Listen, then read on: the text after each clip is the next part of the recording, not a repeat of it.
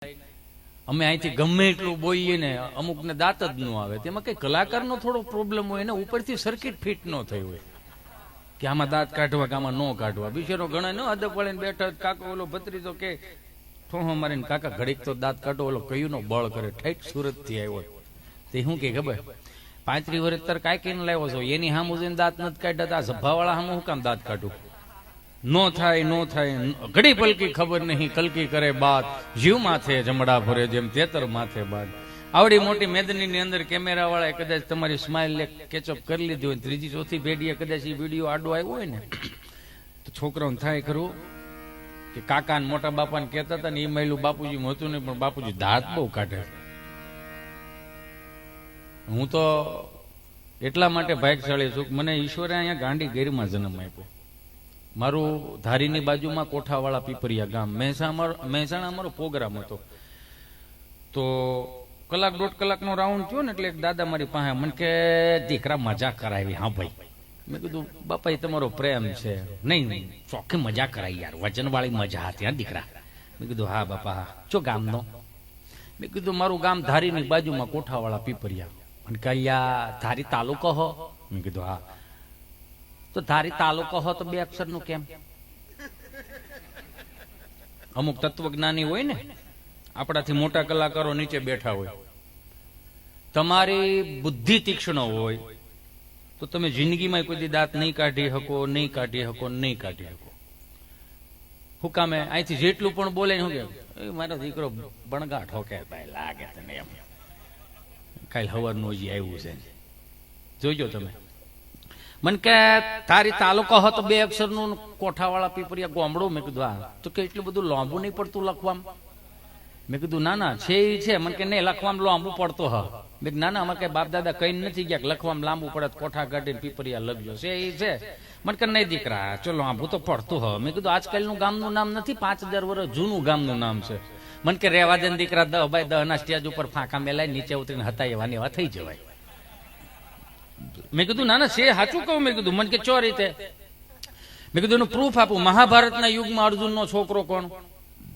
તો કે આપી મને.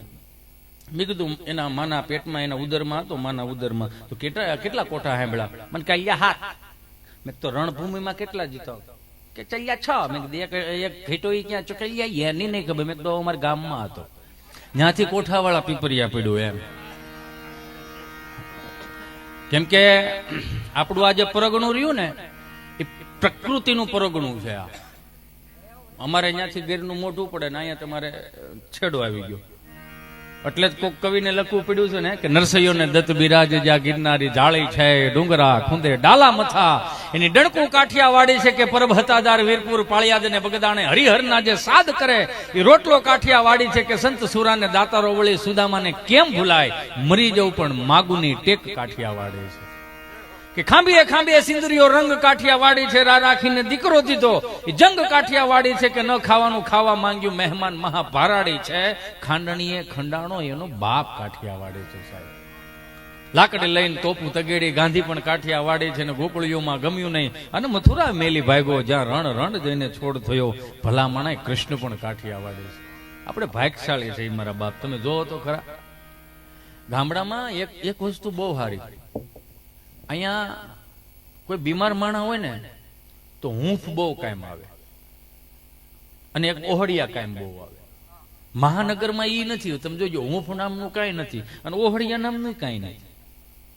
આ બધાને ખબર છે કે બાજરાનો રોટલો ને દૂધ ખાતા, ખીચડી ને કઢી ખાતા, તેથી દવાખાને ભાગ્યે જોવા મળતા. દવાખાના નહોતા મળતા. હું કામ? પાકો ખોરાક હતો. અહીંયા કદાચ આ છેડે કે ઓલે છેડે કોઈ દાદો બીમાર પડ્યો ને તો 5 ભાભલા જાય હો, હવે ઉભો થા ગાંડા કાઢતો, આવું કાંઈ નથી, નખમાય નથી તને પીડ્યો તો હાલ ઉભો થા, હાલ લેક શિવાજી તો હાલ મળો, હાલ મારો વાલો હાલ. બોલે ને એમને હું ફાવી જાય. બોલો, મહાનગરમાં તમે જનરલ હોસ્પિટલમાં ડિલક્સ રૂમમાં તમે ખબર કાઢવા જાઓ ને, એવા હોજ્યા મોઢા કરીને બેઠા હોય, એસી હોય, એસી હોય, બેડ હોય, આમ કરો ને આવી રીતે, ઓલી પલંગ હોય ને આમ કરો ને તમે ઊંચું થયા રાખે આમ. એવા તો પલંગ હોય તોય નિમાણા થઈને બેઠા હોય, ટીવી નું રિમોટ હોય, બધું હાથમાં હોય. પણ એને હૂંફ દેવા વાળું ન હોય. અહીંયા ટેબલે બેહે ને આમ ખબર કાઢે, શું કીધું ડોક્ટરે? એમ તો સારું છે, કઈ વાંધો નથી, સારું કર્યું 2 દી પહેલા તમે આવ્યા હતા, જો નકર 3 દી પહેલા આવ્યા હોત ને તમારા કાકા હસોડા દેખાતા નહોતા, આજ વળી હરખું થયું, બધું સારું છે, કઈ વાંધો નથી. જેમ તો ઓલા કરશનભાઈ છોકરો કિલો સફરજન દઈ ગયો તો ખાધી 2 શીરું, 500 ગ્રામ તો હું ખાઈ ગઈ, સારું છે, એમ કઈ વાંધો નથી. એમ સારું સારું 2 દીમાં ડોક્ટર શું કહે છે? બસ જો ડોક્ટર એવું કીધું કે 2 દીમાં હવે તમારે કાકાને રજા મળી જાય, વાંધો નહીં આવે કઈ, એમ તો સારું છે. આજ તો કઈ કોળેમાં આવ્યા ભાઈ, 3 દી તો ખાટલા ન દેખાતા, સારું છે, વાંધો નથી. એની જગ્યાએ કોઈ કાકી બીમાર પડ્યા હોય, કાકાને ખબર પૂછવા જાવ કેમ લાગે? કાકા બેઠા હોય આમ, અને આપણે પૂછ્યું કેમ છે મારા કાકીને? એ ઓલા રૂમમાં છે, 8 નંબરના ખાટલામાં છે.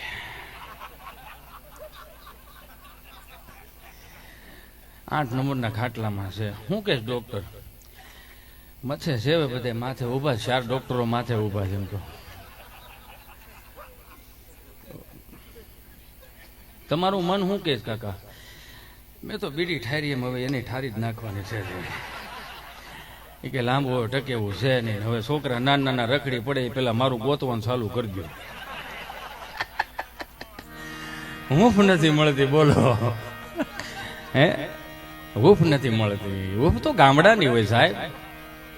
એ મુંજાતો નહીં હો ભાઈ, ચિંતા ન કરતો.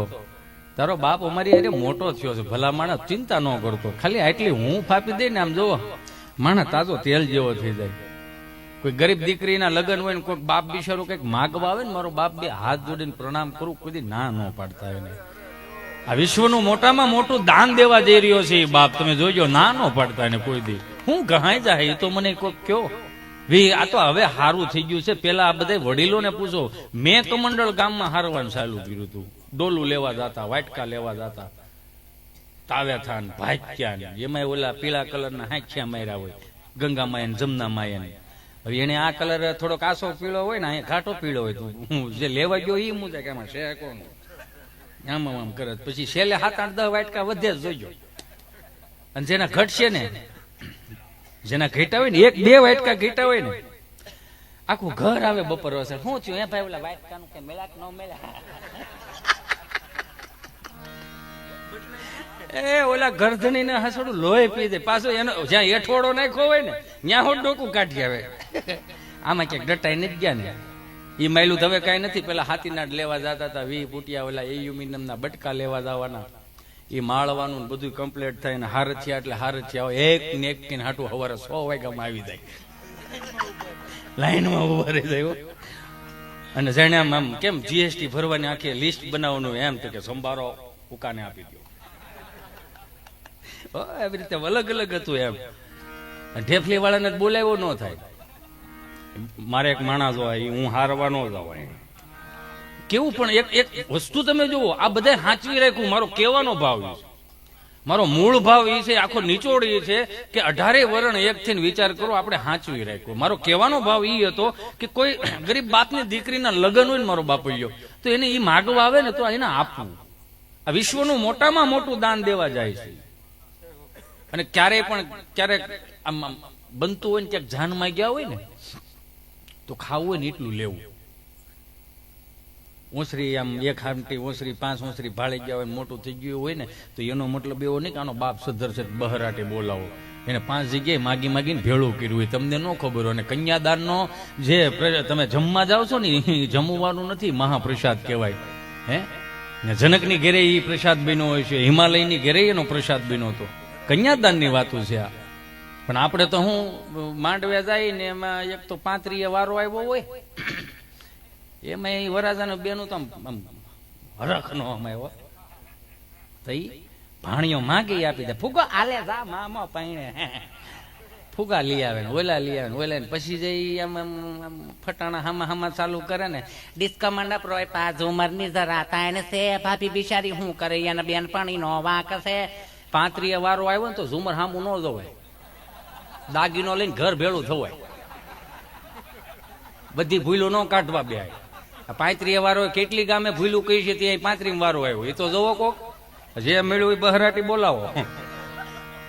સહજતા છે યાર, સહજતા લાવો.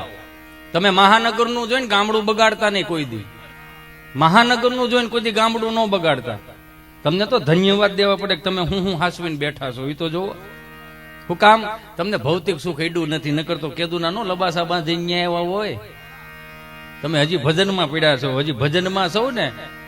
નથી કહેતા કે ભજન વિના મારી ભૂખ નહીં ભાંગે. એ 3 પેઢી સુધી તમે તારી બહરાટી બોલાવો, ભજન જીવાડશે. આમનામ તમે વિચાર તો કરો. અમે તો હજી મારું 37મું રનિંગ હાલે છે. તોય અમારા વડીલો એમ કે હિન્દી ફિલ્મનું કિશોર કુમારનું કે રફીનું ભૂલમાં વગાડાઈ ગયું હોય ને, આ ચલ કે તુજે મેં લેકે ચલું એક એસે ગગન કે તલે જહાં ગમ ભી ના હો આંસू ભી ના હો બસ પ્યાર હી પ્યાર કરે. આવું એટલું વગાડ્યું હોય ને તો એ કે અહીંયા તો હું બોલો આ ઈ કે પ્યાર હી પ્યાર કરે. ભાઈઓમાં પેલા પ્રેમ કરતા શીખો. ગામના સોરે જે રામજી મંદિરની આરતી ઉતારતો હોય ને એ પૂજારીને પ્રેમ કરતા શીખો. બ્રાહ્મણના દીકરાને પ્રેમ કરતા શીખો. તમને આ કડિયું ન સંભળાતી હોય ને સમજાતી હોય ને તો પેલા ભજન સાંભળતા શીખો. એમાંથી બધા રસ્તા મળે છે. આ જે આપણને આમ દઈને જાય ને તે આપણને અત્યારે ન સમજાય. આપણને એમ થાય કે આ મેણા મારે થા ભાભો. પણ 25 વર્ષ 30 વર્ષ પહેલા એ ઘટના આપણી યાર ઘટે ને ત્યારે ખબર પડે. 2005ની સાલમાં હું સુરત હીરાગઢ હતો અને દિવાળી વેકેશનમાં આવતા હોય ને તે પપ્પા ગાયું ને એક ગાને ભેં રાખતા. એટલે વાડિયા વ્યાજ એટલે અમને કામ સીંધીને જાય. ભલે આવ્યા હોય ઇસ્ત્રી ટાઈટ કપડા 2 દી પહેરો, 72 બપોર પછી કપડા કાઢી નાખવાના સીધું વાડી કે 2 તો વર પતી ગયું. રામ રામ થઈ ગયા. હા હાલો ઉપડો મારા દીકરા. આવું કે ઈ અરસામાં હું આપણે દેશી ભાષામાં એને દાબો કે. આમાં 2 પ્રકાર છે. ફરજામાંથી તમે જે કાઢો ને એને દાબો કહેવાય. ઈ દાબો લઈને પાસે તમે વાડિયા નાખવા દો એને ઉથરેટી કહેવાય. ઉથરેટી ઈ પાછું ઈ ઉથરેટીને ખોદીને પાછી તમે શાહમાં પાથરો એટલે એને ખાતર થઈ ગયું. વસ્તુ એકની એક, માલ અલગ અલગ. જોયું? એ દાબો કાઢતો હતો ને એટલે મેં વળી મોઢે રૂમાલ બાંધ્યો. રૂમાલ બાંધ્યો ને એટલે મારા પપ્પાના મોટા બાપા નીકળ્યા, સૌજી બાપા. એટલે મને કે આવી ગયા છોકરાઓ એમ ને. મેં કીધું હા હો દાદા, હારું મારો દીકરો હારું લ્યો, કામે સોટી ગયા, બહુ હારું, બહુ ગીમું તમે કામે સોટી ગયા. પણ આ રૂમાલ શું કામ બાંધ્યો? એટલે મેં કીધું બાપા ઓલા 2 દી જૂના પોદળા હોય ને એટલે થોડીક દુર્ગંધ આવે. ઠેક વાયસું મીડી આવવાય એમ ને. હારું લ્યો. હવે સાંભળતો જા. જો પોદળામાંથી, ગાયોના પોદળામાંથી એટલે તો કે આ તમને દાબામાંથી વાયસ મળે ને, ખેડૂના દીકરાને દાબામાંથી વાયસ મળે ને આવવા એટલે 40 વર્ષમાં દેશ ભૂખે મરવાનો થયો છે. સમજાય ને વંદન. બધાને ઓર્ગેનિક ખાવું છે ને તાજું તેલ જેવું ખાવું છે, પણ વાંકું ક્યાંય વળવું નહીં. એક માર્ક કરજો. આ હું કોઈ જ્ઞાનની વાત નથી કરતો, પણ આ વડીલો અમુક શબ્દો એવા અહીંથી દઈને ગયા ને. તમે જો બધાને ઓર્ગેનિક ખાવું છે, બધાને ઓર્ગેનિક ખાવું છે. ને એમાં અત્યારના મારા જે યંગ જનરેશનના મારું ભાઈઓ રહ્યા ને એને ઈ નથી ખાવું, પાછું ઓર્ગેનિક નથી ખાવું. સમજાય ને વંદન. પોગરા માની વાડીએ કરે, ફોતરાની વાડીએ નાખે.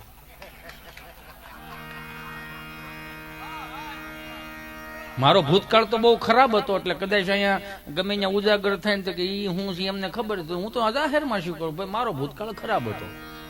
પણ જે દિવસે અમુક ભજનની કડીઓ અડી જાય, જેથી સાધુનો હાથ અડી જાય, જેથી સંતોનો હાથ અડી જાય ને તેથી જાયગા ત્યાંથી હવાર થાય. મારો ભાઈ એમાં ભૂલી જવાનું જ હોય બધું. જાયગા ત્યાંથી હવાર. વિચાર કરો, આ વડીલો આપણે ત્યાં 5 પ્રકારના સ્નાન દર્શાવ્યા ઋષિ મુનિઓ. 4 વાગે જાગી અને સ્નાન કરે ને દેવ સ્નાન કહેવાય, 5 વાગે જાગી અને સ્નાન કરે એને મુનિ સ્નાન કહેવાય, 6 વાગે જાગી અને સ્નાન કરે ને બ્રહ્મ સ્નાન કહેવાય, 7 વાગે જાગી અને સ્નાન કરે એને માનવ સ્નાન કહેવાય, 8 વાગ્યા પછી જે સ્નાન કરે.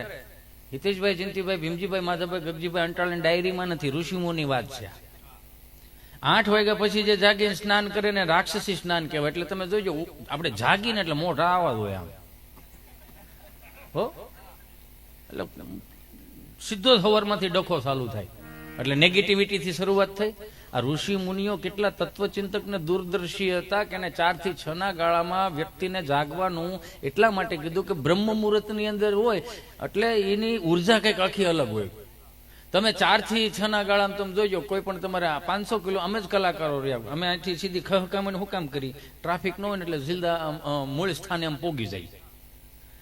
એમાં ઋષિ મુનિઓ શીખવાડીને ગયા. 4 થી 6 છે ને જાગી જવાનું એટલા માટે કીધું કે નેગેટિવિટી બુદ્ધિ હોતી હોય.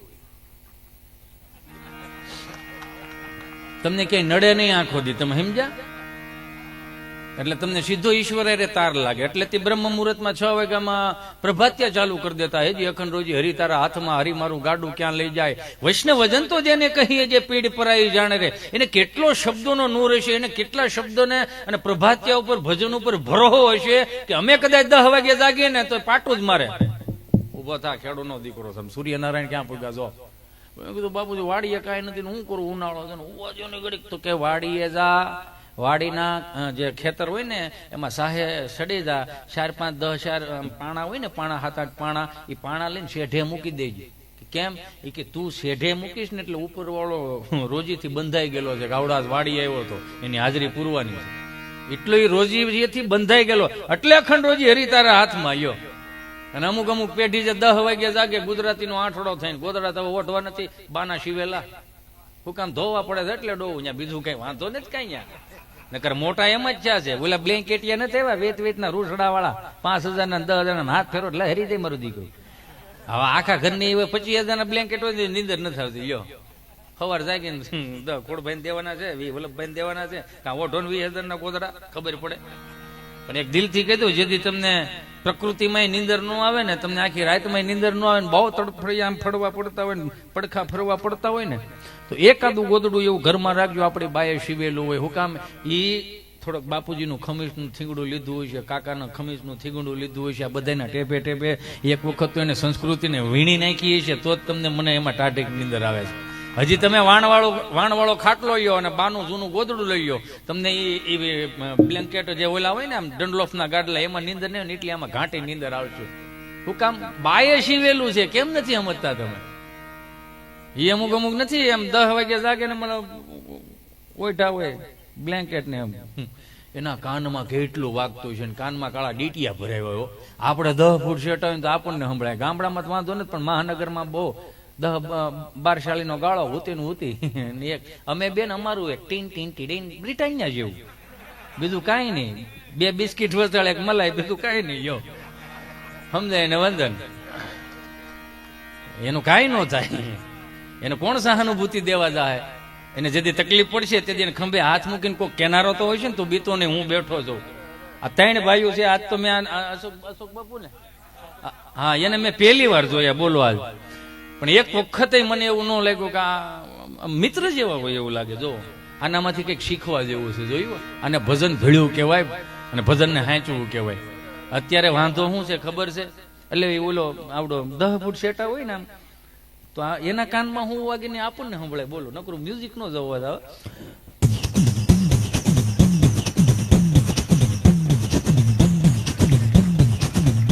હવે એના કાનમાં લઈને આપણા કાનમાં નાખી મ્યુઝિક ગીત જ આવે. ઝલક દીકલા જા અને ભાખરી ભેળું કરો કો. આ 10 વીઘા છે એ આમને 20 10 વાગ્યા જાગ્યામાં હું આમાં કરી લેવું તમારે? સહજ રીતે તમે જોવા જાવ, કેમ કે આપણા વડીલોએ કેટલું કેટલું હાંચવું છે, એ તો તમે કોઈક જોવો યાર. હવે ક્યાંય બંદૂકો તલવારું લઈને કોઈને મારવા જવા પડે એવું થઈ ગયું. હે 1500 વર્ષ એક નો થયા, જેને લૂંટવું હતું એ લૂંટીને વી ગયા, પણ હવે તો એક થઈ રામના રાજ આવ્યા.